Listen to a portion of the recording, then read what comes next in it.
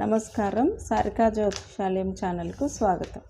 మనం క్రితం వీడియోలో మనం చెప్పుకున్నాం కదండి, నక్షత్రాలకు అధిష్టాన దేవతల గురించి చెప్తానని. ఇప్పుడు ఆ వీడియో మనం చూద్దాం. నక్షత్రాలకు అధిష్టాన దేవతలు ఎందుకు ఉపయోగపడతారంటే, మనం పూజలు చేసేటప్పుడు అంటే నక్షత్ర శాంతి, నక్షత్ర హోమము ఇట్లా చేస్తుంటాం కదా, అవి చేసేటప్పుడు ఏ అధిదేవతకి మనం పూజ చేయాలి, ఏ అధిదేవతని ఆహ్వానించాలి అనేది మనం తెలుసుకోవాలన్నమాట. దాని గురించి ఈ నక్షత్రాలకు అధిష్టాన దేవతల గురించి మనం తెలుసుకుందాం. అశ్విని నక్షత్రానికి అశ్విని దేవతలండి అధిష్టాన దేవతలు. మనం అశ్విని నక్షత్రానికి శాంతి పూజలు చేసేటప్పుడు అశ్విని దేవతల్ని ఆహ్వానించాలన్నమాట. ఈ దేవతల్ని ఎలా ఆహ్వానించాలంటే, మనకి వేదాల్లో ఈ దేవత శ్లోకాలు కూడా ఉంటాయండి. పండితులు అవి ఉచ్చరించి అధిష్టాన దేవతలకి పూజలు చేస్తారు. నెక్స్ట్ భరణికి యముడండి, కృత్తికకి అగ్ని. ఇవన్నీ మైండ్లో పెట్టుకొని జస్ట్ వినండి అంతే. ఇవేమి పెద్దగా మనకి జ్యోతిష్యంలో ఉపయోగపడవు, తప్పితే స్టెప్ బై స్టెప్ నేర్చుకోవాలన్నమాట, వినాలి. జస్ట్ మనం బుక్కులో తీసేటప్పుడు అన్నీ ఒక నక్షత్రాల గురించి ఒక స్టెప్పు, గ్రహాల గురించి కొంత భాగం ఇట్లా వస్తాయి కదా, అందుకని చెప్తున్నాను. నెక్స్ట్ కృత్తిక అగ్ని, అధిష్టాన దేవత అగ్ని అన్నమాట. రోహిణికి బ్రహ్మ, మృగశిరకి చంద్రుడు, ఆరుద్రకి రుద్రుడు, పునర్వసుకి అదితి, పుష్యమికి బృహస్పతి, ఆశ్లేషకి ఆదిశేషుడు, మఖ పితృదేవతలు, పుబ్బ భృగువు, ఉత్తర అర్యముడు, హస్త సూర్యుడు, చిత్త విశ్వకర్మ, స్వాతి వాయుదేవుడు, విశాఖ ఇంద్రాగ్నులు అంటే ఇంద్రుడు అగ్ని, అనురాధ మిత్రుడు, జ్యేష్ఠ ఇంద్రుడు, మూల అమరుడు అనే రాక్షసుడండి, పూర్వాషాఢ వరుణుడు అంటే గంగాదేవి పూజ చేయాలన్నమాట. ఉత్తరాషాఢ విశ్వదేవతలు అని ఉంటారండి వాళ్ళు, శ్రవణం విష్ణువు, ధనిష్ట అష్టావసులు, శతభిషం వరుణుడు. అట్లనే పూర్వభద్ర అజైకపాదుడు, ఉత్తరాభాద్ర అహిర్బధ్నుడు, రేవతి పూష అనే దేవత. ఓకే అండి. ఆ తర్వాత నక్షత్రానికి సంబంధించిన వృక్షములు. ఈ వృక్షాలు చాలామంది ఈ వృక్షానికి పూజ చేయండి, మీకు ఈ దోష శాంతి జరుగుతుంది అది ఇదని చెప్తారు కదా, అవే ఇవి. మనం కూడా ఈ నక్షత్రాలకి ఏమైనా మనకి జాతకంలో దోషాలు కనిపించినట్లయితే ఈ వృక్షాలకి పూజ చేసినట్లయితే ఆ దోష శాంతి తప్పకుండా జరుగుతుందండి. ఇవి కూడా ఇప్పుడు ఒకసారి చూద్దాం. అశ్విని నక్షత్రానికి జీడి మామిడి చెట్టు అంటే దాన్ని విషముష్టి చెట్టు అని కూడా అంటారు. భరణి నక్షత్రానికి ఉసిరి చెట్టు.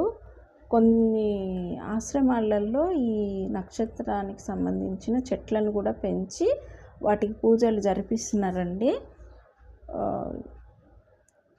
అట్లాగే కృత్తికకి మేడి చెట్టు, రోహిణికి నేరేడు చెట్టు, మృగశిరకి మారేడు చెట్టు లేదంటే చండ్ర చెట్టు, ఆరుద్రకి చింత చెట్టు, పునర్వసుకి వెదురు లేదంటే గన్నేరు చెట్టు, పుష్యమికి రావి చెట్టు లేదంటే పిప్పలి చెట్టు, ఆశ్లేషకి సంపంగి చెట్టు చెంపక వృక్షము.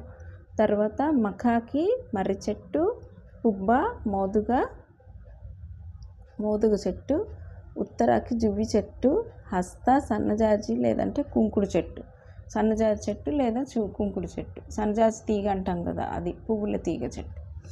నెక్స్ట్ చిత్త మారేడు లేదంటే తాడి చెట్టు, స్వాతి మద్ది చెట్టు, విశాఖ వెలగ లేదంటే మొగలి చెట్టు, అనురాధ పొగడ చెట్టు, జ్యేష్ఠ కొబ్బరి చెట్టు, మూల వేగి చెట్టు, పూర్వాషాఢ నిమ్మ చెట్టు లేదంటే అశోక వృక్షము, ఉత్తరాషాఢ పనస చెట్టు, శ్రవణం తెల్ల జిల్లేడు, ధనిష్ట జమ్మి చెట్టు, శతభిషం అరటి చెట్టు లేదా కడిమి చెట్టు, పూర్వభాద్ర మామిడి చెట్టు, ఉత్తరాభద్ర వేప చెట్టు, రేవతి విప్ప చెట్టు అండి.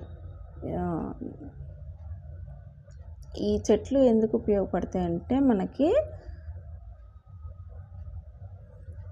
చెప్పాను కదా, మనకి ఏమన్నా నక్షత్రాలు బాగలేకపోతే, అట్లా నిర్జీవ నక్షత్రాల్లో గ్రహాలున్నా, లేదంటే ఆ నక్షత్రాలు మనకి సరైన ఇప్పుడు లైఫ్ పార్ట్నర్ ఉంటారు, మనకి ఉపయోగపడని అంటే మనకి కష్టం కలిగించే నక్షత్రంలో పుట్టినారనుకోండి, వాళ్ళు మనల్ని ఇబ్బంది పెడుతుంటే ఈ నక్షత్రాలకు సంబంధించిన చెట్లకి పూజలు చేసినట్లయితే మనకి ఆ కొంత దోష శాంతి జరుగుతుందన్నమాట. ఇట్లా ఫలితాలలో మనం అన్వయించుకోవాలి. ఇవి జస్ట్ బేసిక్స్. ఫలితాలు చెప్పేటప్పుడు ఈ బేసిక్స్ అన్నీ ఉపయోగించుకుంటూ మనం ప్రాక్టికల్గా ఒక్కొక్క జాతకుడిని పరిశీలించుకుంటూ మన దగ్గరకు వచ్చిన కస్టమర్స్ జాతకాలు కూడా మనం రికార్డ్ పెట్టుకొని మనం కూడా కొంత రీసెర్చ్ చేసుకుంటూ ఫలితాలు చెప్పినట్లయితే మనం చాలా బాగా చెప్పగలమండి. బ్లైండ్లీ బుక్స్నే నమ్మటం కాదు. మన లైఫ్లో కూడా మనం జ్యోతిష్యం చెప్పేటప్పుడు ప్రాక్టికల్గా కూడా మనకు కొన్ని అర్థమవుతాయి. అవి కూడా మనం డైరీ చేసుకొని రాసుకొని పెట్టుకోవచ్చు, రికార్డ్స్ పెట్టుకొని మనం కూడా కొంతవరకు రీసెర్చ్ చేసుకోవచ్చు. అందుకు కూడా ఈ బేసిక్సే అవసరం. ఓకే అండి. నెక్స్ట్ రాసుల యొక్క లింగ భేదములు. ఇవి చాలా బాగా ఉపయోగపడతాయండి. పురుష రాసులేంటి, స్త్రీ రాసులేంటి, ముఖ్యంగా మనుషుల యొక్క స్వభావాలు తెలుసుకోవాలంటే ఇది 100% మనకు అవసరం, ఉపయోగపడుతుంది. ఎందుకంటే నేను చాలామందిని చూశాను, పురుష రాశుల్లో పుట్టిన స్త్రీలు అంటే పౌరుషం ఎక్కువగా ఉండడం ఇట్లాగా ఉంటుంది. ఖచ్చితంగా ఇది నేను మీకు నెక్స్ట్ ఫల విభాగంలో చెప్తాను. ప్రాక్టికల్గా నేను చూపిస్తాను. ఒక్కొక్క జాతకాన్ని పరిశీలన చేస్తూ మీకు వాళ్ళ లైఫ్ స్పాన్లో వాళ్ళకి జరిగిన సంఘటనలు, వాళ్ళ ప్రవర్తన గురించి కూడా నేను మీకు వివరిస్తాను. ఇప్పుడు బేసిక్స్లో ఇవి మాత్రం నేర్చుకోండి. పురుష రాశులు బేసి రాశులకు మేషం, మిథునం, సింహం, తుల, ధనుస్సు, కుంభం. ఇవి పురుష రాశులు అంటే ఆడ్ నెంబర్స్ అన్నమాట.